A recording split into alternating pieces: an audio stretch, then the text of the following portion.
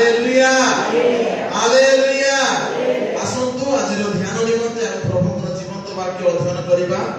आपण माने मो सहित खोलंतु द्वितीय वंशावली 29 पर्वर 11 पद।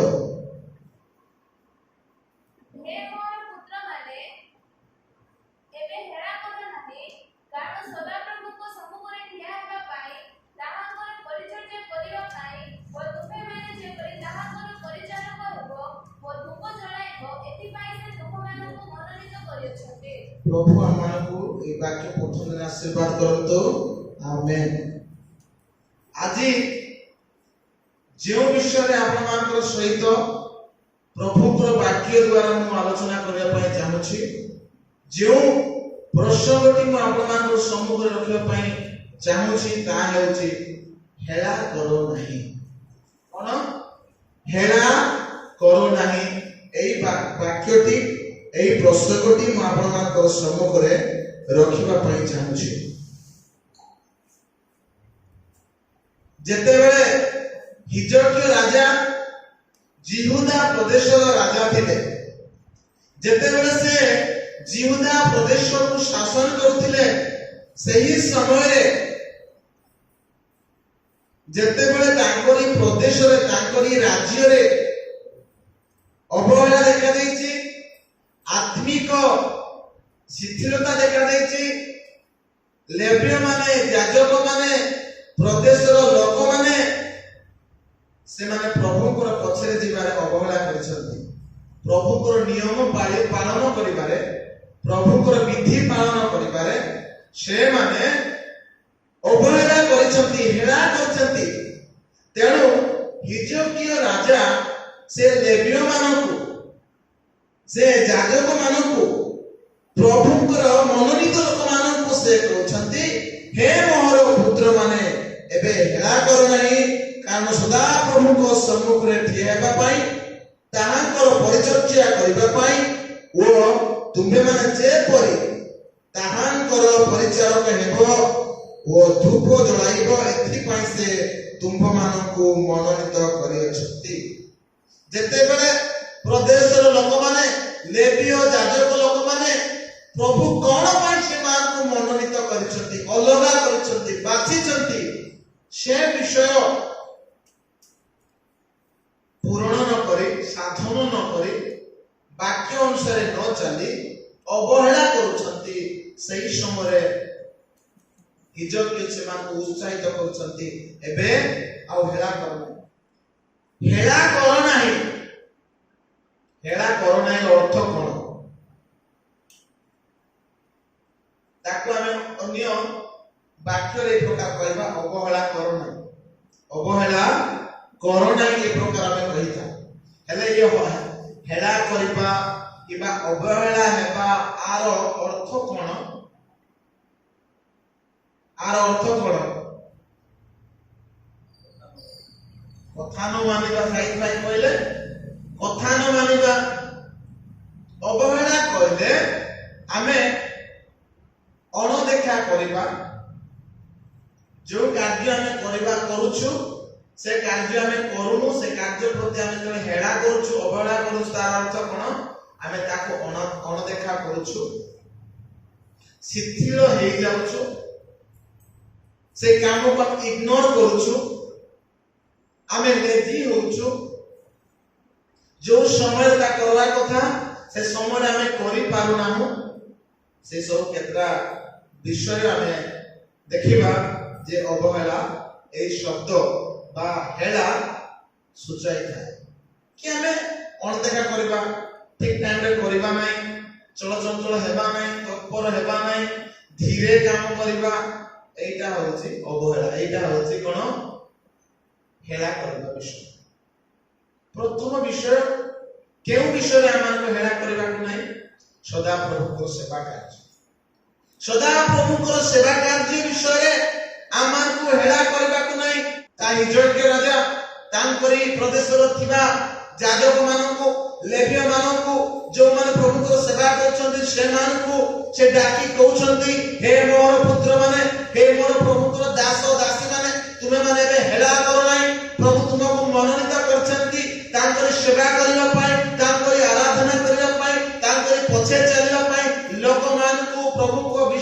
ଶିକ୍ଷା ଦେବା ପାଇଁ ସେ ବିଷୟ ତୁମେ ହେଳା କର ନାହିଁ, ଅବହେଳା କର ନାହିଁ। ତମ ଭିତର ତାର 2 ପର୍ବ 9 ପଦରେ ଆମେ ପଢିଛୁ ପ୍ରଭୁ ଆମକୁ କଣ ପାଇଁ ମନୋନୀତ କରିଛନ୍ତି? ତାଙ୍କରି ଗୁଣଗାନ କରିବା ପାଇଁ, ତାଙ୍କରି ପ୍ରଶଂସା କରିବା ପାଇଁ ପ୍ରଭୁ ପରମେଶ୍ୱର ମଣ୍ଡଳୀ କି ବାଛିଛନ୍ତି। ତେଣୁ ସେ କହିଲେ ତୁମେ ଆମଙ୍କର ମନୋନୀତ ବଂଶ, ତୁମେ ପବିତ୍ର ଜାତି, ତୁମେ ରାଜକୀୟ ଯାଜକ ବର୍ଗ, ତୁମେ ଈଶ୍ୱରଙ୍କର ନିଜସ୍ୱ ଲୋକ। ଆମେ ପ୍ରଭୁଙ୍କର ମନୋନୀତ ଲୋକ କଣ ପାଇଁ? ତାଙ୍କର ସେବା କରିବା ପାଇଁ, ତାଙ୍କର ପ୍ରଶଂସା କରିବା ପାଇଁ, ତାଙ୍କର ଆରାଧନା କରିବା ପାଇଁ। ହେଲେ କଣ ପାଇଁ ଖ୍ରୀଷ୍ଟିଆନ ଜୀବନରେ ଅବହେଳା ଅଛି? ଖ୍ରୀଷ୍ଟିଆନ ଜୀବନରେ କଣ ପାଇଁ ଶିଥିଳତା ଦେଖାଯାଉଛି? ଉଦ୍యోଗୀ କାହିଁକି ନାହିଁ ପ୍ରଭୁଙ୍କର ସେବା କରିବା ପାଇଁ? ଯଦି ଆମେ ଅନ୍ୟ ଗୋଷ୍ଠୀ ଲୋକମାନଙ୍କୁ ଦେଖିବା, ଅନ୍ୟ ଜାତିର ଲୋକମାନଙ୍କୁ ଦେଖିବା, ଯଦି ଆମେ ଅନ୍ୟ ଧର୍ମର ଲୋକମାନଙ୍କୁ ଦେଖିବା, ତାଙ୍କର ସେବା ବିଷୟରେ ଯଦିଓ ସେମାନେ ଯାହାଙ୍କର ଉପାସନା କରୁଛନ୍ତି, ଯାହାଙ୍କର ପୂଜା କରୁଛନ୍ତି, ତାଙ୍କ ବିଷୟରେ ଆମେ ଭଲରେ ଜାଣୁ ସେମାନେ କି ପ୍ରକାର ଦେବାଦେବୀ, ତଥାପି ସେମାନେ ତାଙ୍କର ସେବା କଣ ଅବହେଳା କରନ୍ତି ନାହିଁ।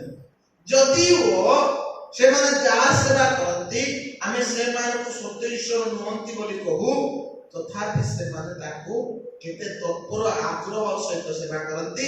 କିନ୍ତୁ ଆମେ ସତ୍ୟ ଈଶ୍ୱର ସେବା କରୁଛୁ, ଜୀବିତ ପରମେଶ୍ୱରକୁ ଜାଣିଛୁ, ଜୀବିତ ପରମେଶ୍ୱରଙ୍କ ସେବା କରୁଛୁ ବୋଲି ଆମେ କହୁଛୁ, ତାଙ୍କର ସେବା ଆମେ କେମିତି କରୁଛୁ? ତାଙ୍କର ସେବା ଆମେ କେମିତି କରୁଛୁ? ଆମଙ୍କର ଜୀବନରେ ତତ୍ପରତା ଅଛି କି ପ୍ରଭୁଙ୍କର ସେବା ପାଇଁ, ପ୍ରଭୁଙ୍କର ଆରାଧନା ପାଇଁ, ପ୍ରଭୁଙ୍କର ମହିମା ପାଇଁ? ପ୍ରିୟ ପ୍ରଭୁଙ୍କର ଲୋକମାନେ এই বিষয়ে জানিবা দরকার। বাইবেলে লেখা আছে গোটে পদ পড়িবা, যদি আমি অবহেলা করিবা, যদি আমি শিথিল হেবা, তাহলে আমার প্রতি কেউ প্রকার দণ্ড আছে আমি পড়িবা। জিরমিয় তার 48:10 ଯେଉଁ ଜଣ ହେଳା ଭାବରେ ସଦା ପ୍ରଭୁଙ୍କର କାର୍ଯ୍ୟ କରେ ସେ ଶ୍ରାପଗ୍ରସ୍ତ। ଦେଖନ୍ତୁ ଏଟା ଲେଖା ଅଛି ଜିରମିୟ ତାର 48:10 ପଦରେ ଜିରମିୟ କହୁଛନ୍ତି ଯେଉଁ ଜନ ସଦା ପ୍ରଭୁଙ୍କର ସେବା, ଯେଉଁ ଜନ ସଦା ପ୍ରଭୁଙ୍କର କାର୍ଯ୍ୟ ହେଳା ଭାବରେ କରେ ସେ ଶ୍ରାପଗ୍ରସ୍ତ। ତାର ଅର୍ଥ ଅଭିଶାପ ପାଇବ ସେ, ତାର ପାଇଁ ଆଶୀର୍ବାଦ ନାହିଁ।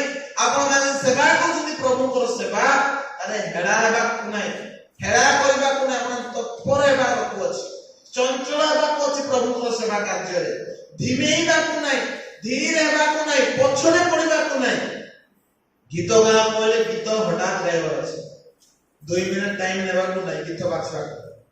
ଆମେ ପ୍ରଭୁଙ୍କର ଲୋକ, ଯେତେବେଳେ ପ୍ରାର୍ଥନା କରିବାକୁ ଆସୁଛୁ ଆମେ ପ୍ରସ୍ତୁତର ସହିତ ଆସିବାର ଅଛି। ମୁଁ ଗୀର୍ଜା ଗଲେ କେଉଁ ଗୀତ ଗାଇବି, କେଉଁ ଗୀତ ଗାଇ ଆରାଧନା କରିବି, କୋଉ ସୁନାପଦ କରିବି, କୋଉ ମୁଖସ୍ଥ ପଦ କହିବି, କି ପ୍ରକାର ସାକ୍ଷ୍ୟ ଦେବି, ଆମେ ପ୍ରସ୍ତୁତର ସହିତ ଆସିବାର ଅଛି। ଆମର ଜୀବନରେ ତାହା ନାହିଁ। ପ୍ରିୟ ପ୍ରଭୁଙ୍କର ଲୋକମାନେ, ଆପଣ ମାନେ ସଜାଗ ହେବା ଦରକାର, ସଚେତନ ହେବା ଦରକାର। ପ୍ରଭୁଙ୍କର ସେବା କାର୍ଯ୍ୟରେ ହେଳା କରିବାକୁ ନାହିଁ। ଯେ ହେଳା କରେ ସେ କଣ ପାଏ? ଅଭିଶାପ ପାଏ। ସେ କଣ ହବ? ଶାପଗ୍ରସ୍ତ ହେବ। ଯୀଶୁ ଖ୍ରୀଷ୍ଟ କପଟୀ ଶାସ୍ତ୍ରୀ ମାନଙ୍କୁ କଣ କହିଲେ? ହାୟ ଦଣ୍ଡର ପାତ୍ର କପଟୀ ଶାସ୍ତ୍ରୀ ଓ ଫାରିସୀ ମାନେ। ବାଇବେଲରେ ଅନେକ ଜାଗା ଲେଖା ହେଇଛି ହାୟ ଦଣ୍ଡର ପାତ୍ର କେଉଁମାନଙ୍କୁ? ଯୋଉମାନେ ଶାପଗ୍ରସ୍ତ, ଯୋଉମାନେ ଦଣ୍ଡର ପାତ୍ର, ଯୋଉମାନେ ଅଭିଶାପର ପାତ୍ର, ସେମାନଙ୍କୁ ଲେଖା ଅଛି ହାୟ ଦଣ୍ଡର ପାତ୍ର। ତେଣୁ ଆମେ ଯେତେ ଜଣ ସେବା କରୁଛୁ ଆମମାନଙ୍କର ସେବାରେ ପ୍ରଭୁ ସନ୍ତୁଷ୍ଟ ହେବାର ଅଛି, ଆମମାନଙ୍କର ସେବା କାର୍ଯ୍ୟରେ ପ୍ରଭୁ ମହିମାନ୍ୱିତ ହେବାର ଅଛି, ଆମମାନଙ୍କର ସେବା କାର୍ଯ୍ୟରେ ପ୍ରଭୁ ମହିମା ପାଇବା ଦରକାର, ପ୍ରଭୁଙ୍କ ସ୍ତୁତି ହେବା ଦରକାର, ପ୍ରଭୁଙ୍କର ଗୌରବ ହେବା ଦରକାର। ତେଣୁ ମୁଁ ଆପଣମାନଙ୍କର ସମ୍ମୁଖ ରଖୁଛି, ପ୍ରଭୁଙ୍କର ସେବା କାର୍ଯ୍ୟରେ ପ୍ରାର୍ଥନା ଯିବାରେ, ଆରାଧନା କରିବାରେ, ଗୀତ ଗାଇବାରେ ଆପଣମାନେ ହେଳା କରନ୍ତୁ ନାହିଁ। କାହିଁକି ଏ ବାକ୍ୟ କହୁଛି? ପରିବର୍ତ୍ତନ ନାହିଁ। ଖ୍ରୀଷ୍ଟିଆନ ଜୀବନରେ ପରିବର୍ତ୍ତନ ଆବଶ୍ୟକ। ଯେଉଁଦିନ ଆମେ ଖ୍ରୀଷ୍ଟଙ୍କୁ ବିଶ୍ୱାସ କରୁଛୁ ସେଦିନ ଆମମାନଙ୍କୁ ଖ୍ରୀଷ୍ଟଙ୍କର ପଦଚିହ୍ନ ନେଇ ଗମନ କରିବାର ଅଛି। ଆମମାନଙ୍କର ପୁରାତନ ସ୍ୱଭାବ ଲୋପ ପାଇବା ଦରକାର, ଧିମେଇବା ପରିବର୍ତ୍ତନ ହେବାର ଅଛି, ପଛରେ ପଡ଼ିବା ପରିବର୍ତ୍ତନ ହେବାର ଅଛି। ଆମେ ପ୍ରଭୁ ପ୍ରାଧାନ୍ୟ ଦେବା ଦରକାର। ରବିବାର ଦିନ ପ୍ରାର୍ଥନା ଦେବାର ଅଛି, रविवार दिन गिरजा जीवार अछि, रविवार दिन उपासना जीवार अछि, प्रभु को प्रथम स्थान देबार दरकार अछि।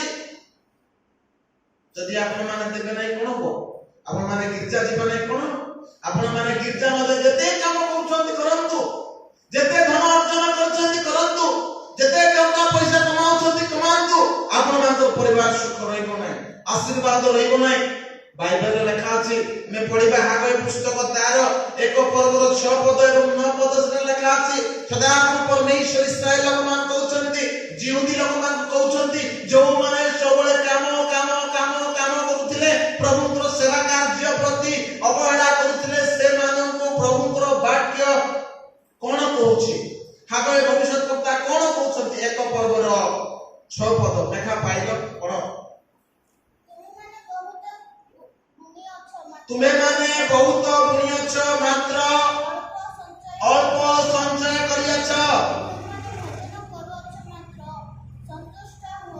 तुम्हें माने भोजन करूछ, मात्र संतुष्ट हेउ ना।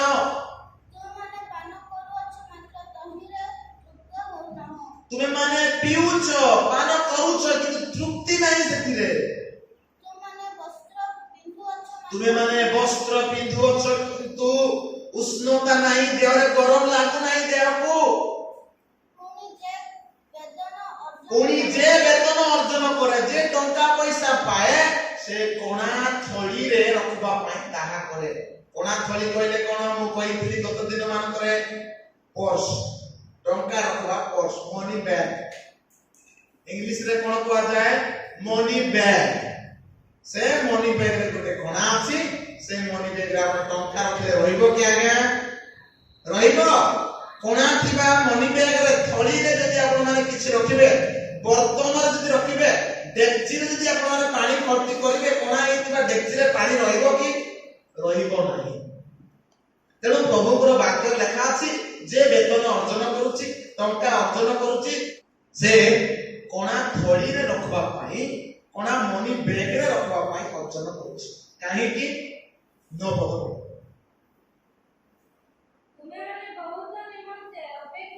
तुम्हें माने बहुत निमंते अपेक्षा कल, आउ देख ताहा अल्प हैला, पुणी ताहा गृहକୁ आनिला बेले आमे तई ऊपर फुंकी उड़ाई देलु। घर को आनला बेलु के उड़ाई दउछन्ती? सदा प्रभु से कहन्ती आमे फुंकी उड़ाई देलु, तुमे अधिक फुणिल, अधिक संचय कल, घर को आनला बेलु आमे फुंकी उड़ाई देलु। सन्याधिपति सदा प्रभु कहन्ती, एहार कारण कोन देखंतु? एटार प्रभु कहउछन तुमे अधिक फुणिल, कोन घर को आनल, तुमे खाउछो सैटिस्फैक्शन नाही, तुमे पिउछो तृप्ति नाही, तुमे पिंधुछो देहरे गरम नाही, तुमे थळे टका पैसा रखुछो, मनी पर्स रे टका पैसा रहउ नाही। कोन पई? कारण कोन? कारण एही आमर गृह उच्छन होई पड़िछि, आमर गृह उच्छन होई पड़िछि। मात्र तुमे माने प्रत्येक जन आपना आपना गृह विषय दौड़ुछ, निज घर चिंता करूछ, प्रभु को गृह विषय चिंता नाही, प्रार्थना संबंध चिंता नाही, आराधना जीवा विषय चिंता नाही, पोछिमन को यूथ कैंप रे पठे विषय चिंता नाही। ए हेतु तुमे अधिक अर्जन कले सुधा आमे से अर्जन को कोन करबा? तुमे जेउठारे रखुछ, थळी रे रखुछ, मनी बैग रखुछ, मनी बैग रे गोटे कोणा कर देबा, तुमे रखबो तळे पड़ी जिवो। तार अर्थ कोन? समस्या आसबो, दुख आसबो, कष्ट आसबो। काहे कि प्रभु अभिशाप देबे। प्रभु को जानला पर प्रभु को कथा अनुसार चलवा दरकार, प्रभु को वाक्य अनुसार चलवा दरकार। उष्णता काहे कि आसु नाही, गरम काहे कि आसु नाही, जर ठंडा काकर सोले काहे होउछि, गरीबता काहे होउछि, गोटे आडे अर्जन कले गोटे आडे काहे चली जाउछि, ए मेडिकल से मेडिकल काहे जाउछु, ए गुडा को गुडे प्रभु को द्वारा पठा जाइथिबा दंड अभिशाप हमर जीवन रे, यदि हमर जीवन को हम ठीक करबा नै, वाक्य अनुसार चलिबा नै, ए प्रकार समय सब हमर पसरे पसरे चालुथि। प्रभु हमको अभिशाप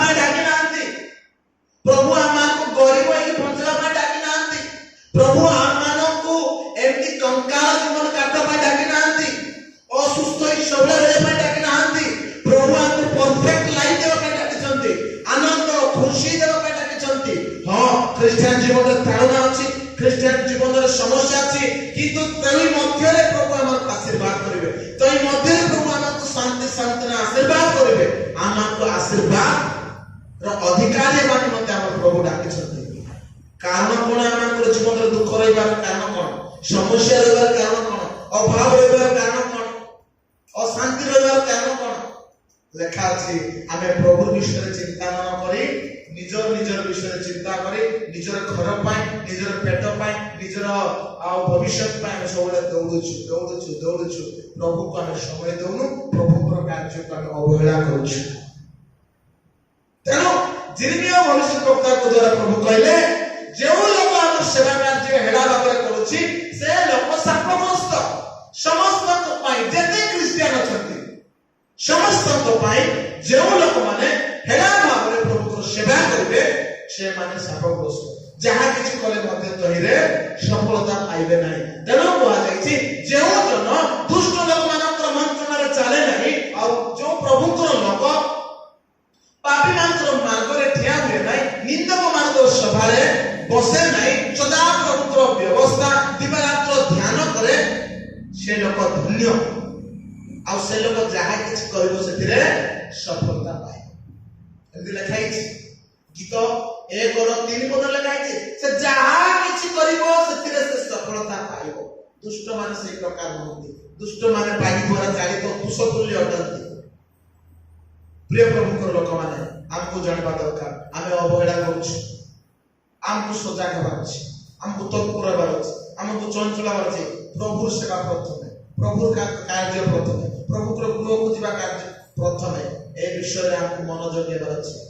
ଆମେ ଅବହେଳା କରିବା, ପାଳକ କଥା ଶୁଣିବା ନାହିଁ, ପ୍ରଚାରକ କଥା ଶୁଣିବା ନାହିଁ, ବାକ୍ୟରେ ଯାହା ଲେଖା ହେଇଛି ତାକୁ ମାନିବା ନାହିଁ। ଆପଣମାନେ ଚାଲନ୍ତୁ ଚାଲନ୍ତୁ ଚାଲନ୍ତୁ ଚାଲନ୍ତୁ, ଯେତେ ନିଜର ଇଚ୍ଛାରେ ଚାଲିଲେ ଚାଲନ୍ତୁ। ପରିଣାମ କଣ ହେବ? ପରିଣାମ ଭୋଗିଲେ ଆପଣମାନେ ଜାଣିବେ। ତେଣୁ ସଜାଗ ହେବା ଦରକାର, ସଚେତନ ହେବା ଦରକାର, ସାବଧାନ ହେବା ଦରକାର। ଗିର୍ଜା ଆସିବା ବିଷୟରେ, ପ୍ରାର୍ଥନା କରିବା ବିଷୟରେ, ବାକ୍ୟ ପ୍ରଚାର କରିବା ବିଷୟରେ, ବାକ୍ୟ ଶୁଣିବା ବିଷୟରେ ଆମମାନଙ୍କୁ ଅଧିକ ମନୋଯୋଗୀ ହେବା ଦରକାର, ଆମମାନଙ୍କୁ ଅଧିକ ସଚେତନ ହେବା ଦରକାର। ପ୍ରଭୁ ସେବା ଆମକୁ ଅବହେଳା କରିବାକୁ ନାହିଁ। ଯଦି ଅବହେଳା କରିବା ତାହେଲେ ଦଣ୍ଡ ଅଛି। 1 ନମ୍ବର। 2 ନମ୍ବର କଥା, ଆମର ପରିତ୍ରାଣ ଅବହେଳା କରିବା ନାହିଁ। ପ୍ରଥମ ବିଷୟ କଣ ଶିଖିଲୁ? ପ୍ରଭୁଙ୍କର ସେବା ଅବହେଳା କରିବାକୁ ନାହିଁ।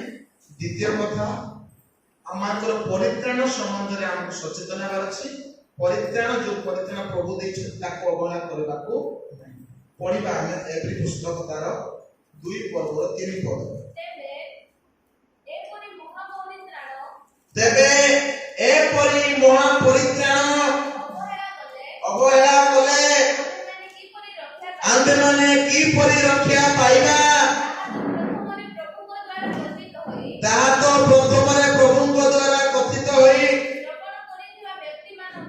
ଶ୍ରବଣ କରିଥିବା ବ୍ୟକ୍ତିମାନଙ୍କ ଦ୍ୱାରା ଆମ୍ଭମାନଙ୍କ ନିକଟରେ ପ୍ରମାଣ ସିଦ୍ଧ ହେଲା। ଏ ପ୍ରିୟ ପ୍ରଭୁଙ୍କର ଲୋକମାନେ 2 ନମ୍ବର ବିଷୟ ହେଉଛି ଆମମାନଙ୍କର ପରିତ୍ରାଣ, ଆମମାନଙ୍କର ଉଦ୍ଧାର। ଯୀଶୁ ଖ୍ରୀଷ୍ଟ ଯେ ଆମମାନଙ୍କର ପାପ ନିମନ୍ତେ, ଉଦ୍ଧାର ନିମନ୍ତେ ସେ ସ୍ୱର୍ଗ ରାଜ୍ୟକୁ ତ୍ୟାଗ କରି ଏ ପୃଥିବୀରେ ଜନ୍ମ ନେଲେ, ଆମର ପାପ ପାଇଁ କାଲବରୀ କ୍ରୁଶରେ ନିଜର ଜୀବନକୁ ଦେଲେ। ସେ 3 ଦିନ ପର୍ଯ୍ୟନ୍ତ ସେ କଣ ରହିଲେ? କବର ମଧ୍ୟରେ ସେ ସମାଧିସ୍ଥ ହେଇକି ରହିଲେ ଏବଂ ତୃତୀୟ ଦିବସରେ ପୁନରୁତ୍ଥିତ ହେଲେ। ଯେ ଆମ ପରିତ୍ରାଣ ସାଧନ କରିଛନ୍ତି, ଯୋଉ ପରିତ୍ରାଣ ଯୀଶୁ ଖ୍ରୀଷ୍ଟଙ୍କୁ ବିଶ୍ୱାସ କରିବା ଦ୍ୱାରା ପ୍ରଭୁଙ୍କର ଅନୁଗ୍ରହରେ ପାଇଛୁ, ସେ ପରିତ୍ରାଣ ତାହା ଲେଖା ଅଛି ମହାପରିତ୍ରାଣ, ଗ୍ରେଟ୍ ସାଲଭେସନ। ସେଇଟା ଆମେ ବିଶ୍ୱାସ ଦ୍ୱାରା ରିସିଭ କରୁଛୁ, ପାଉଛୁ। ସେହି ପରିତ୍ରାଣକୁ ଯଦି ଆମେ ଅବହେଳା କରିବା ତାହେଲେ କି ଆମେ ରକ୍ଷା ପାଇବା? ଆମେ ରକ୍ଷା ପାଇବା କି ନାହିଁ? ଆମେ ଯେଉଁ ପରିତ୍ରାଣ ନିମନ୍ତେ ଯୀଶୁକୁ ବିଶ୍ୱାସ କରିଛୁ, ମନ ପରିବର୍ତ୍ତନ କରିଛୁ, ବାପ୍ତିସ୍ମ ନେଇଛୁ, ତାହା ଯଦି ଆମେ ଅବହେଳା କରିବା ଆମେ ରକ୍ଷା ପାଇବା ନାହିଁ। ଯେମିତି ଆମେ ଅବହେଳା କରୁଛୁ, ପୁଣି ଥରେ ତାହା ପ୍ରଭୁ ସେବା ଅବହେଳା ହେଇଯାଉଛି। ପ୍ରାର୍ଥନା ନାହିଁ ଆମର ପରିବାରରେ, ପ୍ରାର୍ଥନା ନାହିଁ ଆମର ବ୍ୟକ୍ତିଗତ ଜୀବନରେ। ଆମେ ଅଧିକ ବାହାର ବିଷୟ, ଦୁନିଆ ବିଷୟ ପାଇବା ପାଇଁ ଚେଷ୍ଟା କରୁଛୁ। ପ୍ରଭୁଙ୍କୁ ଆମେ ସମୟ ଦଉନୁ, ଟାଇମ ଦେଉନୁ। ଗିର୍ଜା ଉପାସନା ଅବହେଳା ହଉଛି, ବାକ୍ୟ ଶୁଣୁନୁ, ବାକ୍ୟ ପାଳନ ନାହିଁ ଆମର ଜୀବନରେ। ପ୍ରଭୁଙ୍କର ପରିତ୍ରାଣ, ପ୍ରଭୁ ଯେଉଁ ପରିତ୍ରାଣ ଆମକୁ ଦେଇଛି ତାକୁ ଆମେ ଅବହେଳା କରୁଛୁ। ଗୋଟେ ଉଦାହରଣ ଦଉଛି ମୁଁ ଆପଣମାନଙ୍କୁ, ଯଦି ଆମର ପରିତ୍ରାଣକୁ, ଆମର ଉଦ୍ଧାରକୁ ଆମେ ଯଦି ଅବହେଳା କରିବା, ଯଦି ଆମେ ଅବହେଳା କରିବା ପ୍ରିୟ ପ୍ରଭୁଙ୍କର ଲୋକମାନେ, ତାହେଲେ ଆମେ ରକ୍ଷା ପାଇପାରିବା ନାହିଁ, ତାହେଲେ ଆମେ ସ୍ୱର୍ଗ ରାଜ୍ୟରେ ପ୍ରବେଶ କରିପାରିବା ନାହିଁ। ଉଦାହରଣ ହଉଛି ଏହା, ଇସ୍ରାଏଲ ଲୋକମାନେ ମିଶ୍ର ଦେଶରେ ସେମାନେ ଦାସତ୍ୱ ଅବସ୍ଥାରେ ଥିଲେ, ବନ୍ଦୀ ଅବସ୍ଥାରେ ଥିଲେ। ପ୍ରଭୁ ସେମାନଙ୍କୁ ଉଦ୍ଧାର କରିବା ପାଇଁ ତାଙ୍କ ଦାସ ମୂଷାଙ୍କୁ ପଠାଇଲେ। ମୂଷା ଗଲେ ମିଶ୍ର ଦେଶକୁ, ଆଉ ସେମାନଙ୍କୁ ଉଦ୍ଧାର କରିକି ଆଣିଛନ୍ତି। କୋଉଠୁ? ମିଶ୍ର ଦେଶରୁ ବାହାର କଲେ। ସେମାନେ କୁଆଡେ ଯିବେ? ସେମାନେ କେଉଁ ଦେଶକୁ ଯାଉଥିଲେ? କିଣା ଦେଶକୁ, ମିଶ୍ର ଦେଶକୁ। ମୂଷା ମିଶ୍ର ଦେଶରୁ ବାହାର କରି ସେମାନଙ୍କୁ କିଣା ଦେଶକୁ ନେଇକି ଯାଉଛନ୍ତି। କଣ ହେଲା? ଯେତେ ଜଣ ମିଶ୍ର ଦେଶରୁ ବାହାରିକି ଯାଉଛନ୍ତି ସେମାନେ ସମସ୍ତେ କିଣା ଦେଶରେ ପ୍ରବେଶ କଲେ କି? ପ୍ରବେଶ କଲେ କି? ହଁ କି ନାହିଁ? ପ୍ରବେଶ କଲେ ନାହିଁ। ସେମାନେ ବି ତ ସେଇ ପ୍ରଥମ, ସେମାନେ ବି ତ କଣ ମିଶ୍ର ଦେଶରୁ ଉଦ୍ଧାର ପ୍ରାପ୍ତ ହେଇଥିଲେ। ମୂଷା ସେମାନଙ୍କୁ ବାହାର କରିକି ଆଣିଥିଲେ। କିନ୍ତୁ ସମସ୍ତେ କିଣାନ ଦେଶ, ପ୍ରତିଜ୍ଞା ଦେଶ, ଦୁଗ୍ଧ ମଧୁ ପ୍ରବାହୀ ଦେଶରେ ପ୍ରବେଶ କରିପାରିଲେ ନାହିଁ। କାହିଁକି? ତାଙ୍କର ଉଦ୍ଧାର, ତାଙ୍କର ଯୋଉ ପରିତ୍ରାଣ ପ୍ରଭୁ ସେମାନଙ୍କୁ କଲେ, ସେ ବିଷୟକୁ ସେମାନେ ଅବହେଳା କଲେ। ପ୍ରଭୁ ସେମାନଙ୍କୁ ଚିହ୍ନ ଚମତ୍କାର ଦେଖାଇ, ପ୍ରଭୁ ସେମାନଙ୍କୁ ମହତ ଅଦ୍ଭୁତ କର୍ମ ମିଶ୍ର ଦେଶରେ ସାଧନ କରି ସେମାନଙ୍କୁ ବାହାର କରିକି ଆଣିଲେ। ସେ ବିଷୟକୁ ସେମାନେ ଭୁଲି ଯାଇଛନ୍ତି, ଅବହେଳା କରିଛନ୍ତି, ଅଣଦେଖା କରିଛନ୍ତି। ମୂଷାଙ୍କ ବିରୁଦ୍ଧରେ କେବେ କେବେ କହିଲେ, ହାନଙ୍କ ବିରୁଦ୍ଧରେ କେବେ କହିଲେ, ସଦାପ୍ରଭୁଙ୍କ ବିରୁଦ୍ଧରେ କହିଲେ। ସେମାନଙ୍କୁ ପ୍ରଭୁ ଖାଇବା ପାଇଁ ମାନା ଦେଲେ, ପିଇବା ପାଇଁ ପଥରରୁ ପାଣି ଦେଲେ। ପ୍ରଭୁ ସେମାନଙ୍କୁ ଖାଇବା ପାଇଁ ବଡେଇ ପକ୍ଷୀର ମାଂସ ଦେଲେ। କେତେ ଆଶୀର୍ବାଦ ପ୍ରଭୁ ସେମାନଙ୍କୁ କଲେ। ହେଲେ କିଣା ଦେଶ, ପ୍ରତିଜ୍ଞା ଦେଶରେ ପ୍ରବେଶ କରିପାରିଲେ ନାହିଁ। କାହିଁକି? ଅବିଶ୍ୱାସ। ପ୍ରଭୁକୁ ପ୍ରଥମ ସ୍ଥାନ ନ ଦେବାରୁ, ପ୍ରଭୁ ପଥରେ ନ ଚାଲିବାରୁ, ପ୍ରଭୁଙ୍କୁ ମହିମା ନ ଦେବାରୁ, ପ୍ରଭୁଙ୍କର ଗୌରବ ନ କରିବାରୁ ସେମାନେ କଣ ହେଲେ? ସମସ୍ତେ ମରୁଭୂମିରେ ପ୍ରାନ୍ତରେ ସମସ୍ତେ ମଲେ। କେବଳ 2 ଜଣ କିଣା ଦେଶରେ ପ୍ରବେଶ କଲେ। କିଏ କିଏ? ଜିଓସିଓ ଆଉ କାଲେବ। ଜିଓସିଓ ଆଉ କାଲେବ ଯୋଉମାନେ ମିଶ୍ର ଦେଶରୁ ବାହାରିଥିଲେ, ସେମାନଙ୍କର ସହିତ ଲକ୍ଷ ଲକ୍ଷ ଲୋକ ବାହାରିଥିଲେ। ଜିଓସିଓ ଆଉ କାଲେବଙ୍କ ସହିତ ସମସ୍ତେ ପ୍ରବେଶ କରିପାରିଲେ ନାହିଁ। ମାତ୍ର 2 ଜଣ ସେମାନେ କିଣା ଦେଶରେ ପ୍ରବେଶ କରିପାରିଲେ। ଲେଖା ଅଛି, ଗଣନା ପୁସ୍ତକରେ ଲେଖା ଅଛି, ପ୍ରିୟ ପ୍ରଭୁଙ୍କର ଲୋକମାନେ, 2 ଜଣ କେବଳ। କାହିଁକି? ଅବିଶ୍ୱାସ। ପ୍ରଭୁକୁ ବିଶ୍ୱାସ ନ କରିବାରୁ, ପ୍ରଭୁଙ୍କ ସେବା କାର୍ଯ୍ୟକୁ ଅବହେଳା କରିବାରୁ। ପ୍ରଭୁ ସେମାନଙ୍କୁ ଆମେ କିଣା ଦେଶକୁ ନେଇକି ଯିବା ବୋଲି ପ୍ରଭୁ ସେମାନଙ୍କ କଥା କହିଥିଲେ। ପ୍ରଭୁଙ୍କର କଥାକୁ ସେମାନେ ବିଶ୍ୱାସ କରିଥିଲେ। ଯଦ୍ୱାରା ଯଦିଓ ସେମାନେ ମିଶ୍ର ଦେଶ ଦାସତ୍ୱ ବନ୍ଧନରୁ ସେମାନେ ରକ୍ଷା ପାଇ କିଣା ଦେଶ ଆଡ଼କୁ ଯାଉଥିଲେ, କିନ୍ତୁ ବାଟରେ ସେମାନେ ମରିଗଲେ। ଯଦି ଆମେ ଖ୍ରୀଷ୍ଟିଆନ, ଯେତେ ଜଣ ଯୀଶୁ ଖ୍ରୀଷ୍ଟଙ୍କୁ ଆମେ ବିଶ୍ୱାସ କରୁଛୁ, ଆମେ ମାନେ ଯଦି ଆମଙ୍କର ପରିତ୍ରାଣକୁ ଅବହେଳା କରିବା, ଉଦ୍ଧାରକୁ ଅବହେଳା କରିବା, ପାପ କ୍ଷମାକୁ ଅବହେଳା କରିବା, ଆଉ এই ଜଗତର ବିଷୟ ପଛରେ, ଧନ ସମ୍ପତ୍ତି ଅର୍ଜନ ବିଷୟ ପଛରେ, ରଙ୍ଗରସ ପଛରେ ଆମେ ଯଦି ସର୍ବଦା ଚାଲିବା, ତାହେଲେ ଆମେ ମାନେ ସ୍ୱର୍ଗ ରାଜ୍ୟରେ ପ୍ରବେଶ କରିପାରିବା ନାହିଁ। ଆମେ ମାନେ ଅଧା ବାଟ ଅଟକି ଯିବା। যে প্রকার ইসরায়েল লোকମାନେ মিশ্র দেশରୁ ବାହାରି କିଣା ଦେଶରେ ପହଞ୍ଚି ପାରିଲେ ନାହିଁ। ବାଟରେ ମହାମାରୀରେ ମଲେ, ରୋଗ ବେମାରରେ ମଲେ, ପ୍ରଭୁ ସଂହାର କଲେ, ଅନ୍ୟ ଶତ୍ରୁମାନେ ସେମାନଙ୍କୁ ଆଟାକ କଲେ, ବାଟରେ ମରିଗଲେ। ତେଣୁ ଯଦି ଆମର ପରିତ୍ରାଣକୁ ଆମେ ଅବହେଳା କରିବା, ତାହେଲେ ଆମେ ପରିତ୍ରାଣ କଣ स्वर्ग राज्य प्रवेश कर परित्राण अवहेला कले आम स्वर्ग राज्य प्रवेश कर तेणु आम कौन करा पड़ो आम परित्राण को साधन करने आम परित्राण को साधन करने पड़ो फिलिपियो तार 2 पर्व फिलिपियो तार 2 पर्व 12 पद लिखा अछि अतएव हे मोर प्रिय माने जे परि तुमे माने सर्वदा आज्ञाबह होइछ केवल मोर साक्षातरे कला परि नुहे किंतु वर्तमान मोर असाक्षातरे आहुरी अधिक रूपे भय व कंप सह आपना आपना परित्राण साधन कर आपना आपना परित्राण साधन कर प्रभु आमान को परित्राण देबा पाई डाकिछंती आमे पाइछु आमान जीवन शेष निश्वास पर्यंत आमे स्वर्ग राज्य प्रवेश करबा पर्यंत सेही परित्राण को धरि रखबा को हेबो परित्राण को साधन करबा को हेबो प्रिय माने